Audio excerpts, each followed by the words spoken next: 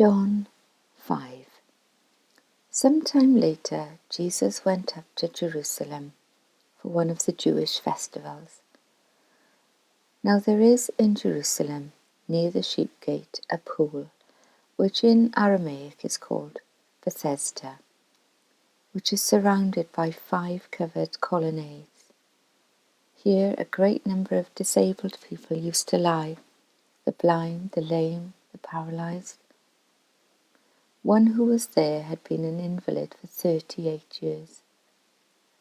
When Jesus saw him lying there and learned that he had been in this condition for a long time, he asked him, "Do you want to get well?" "Sir," the invalid replied, "I have no one to help me into the pool when the water is stirred. While I'm trying to get in, someone else goes down ahead of me." Then Jesus said to him, "Get up, pick up your mat, and walk." At once the man was cured. He picked up his mat and walked. The day on which this took place was a Sabbath, and so the Jewish leaders said to the man who had been healed, "It is the Sabbath. The law forbids you to carry your mat." But he replied, "The man who made me well said to me, 'Pick up your mat and walk.'" So they asked him, "Who is this fellow who told you to pick it up and walk?" The man who was healed had no idea who he was, for Jesus had slipped away into the crowd that was there. Later, Jesus found him at the temple and said to him, "See, you are well again. Stop sinning, or something worse may happen to you." The man went away and told the Jewish leaders that it was Jesus who had made him well. So, because Jesus was doing these things on the Sabbath, the Jewish leaders began to persecute him. In his defense, Jesus said to them, "My Father is always at his work to this very day, and I too am working." For this reason, they tried all the more to kill him.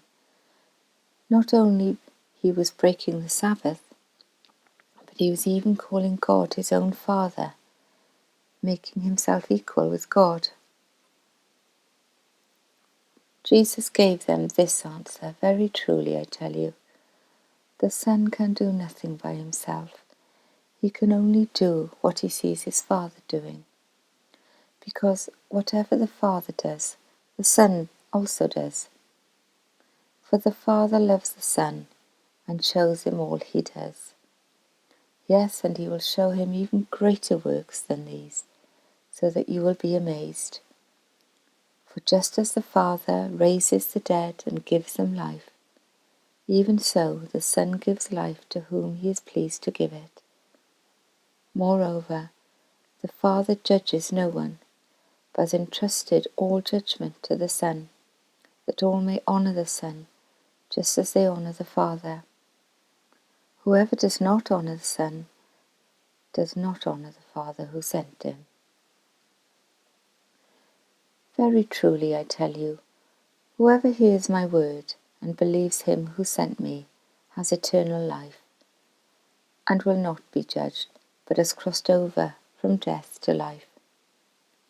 Very truly I tell you, a time is coming and has now come, when the dead will hear the voice of the Son of God, and those who hear will live.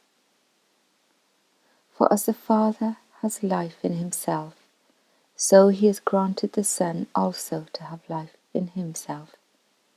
And he has given him authority to judge, because he is the Son of Man.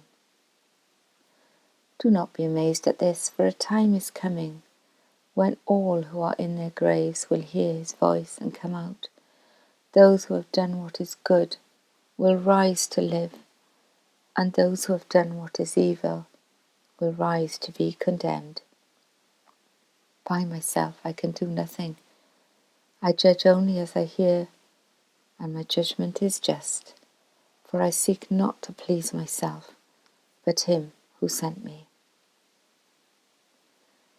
If I testify about myself, my testimony is not true. There is another who testifies in my favour, and I know that his testimony about me is true. You have sent to John, and he has testified to the truth. Not that I accept human testimony, but I mention it that you may be saved. John was a lamp that burned and gave light, and you chose for a time to enjoy his light.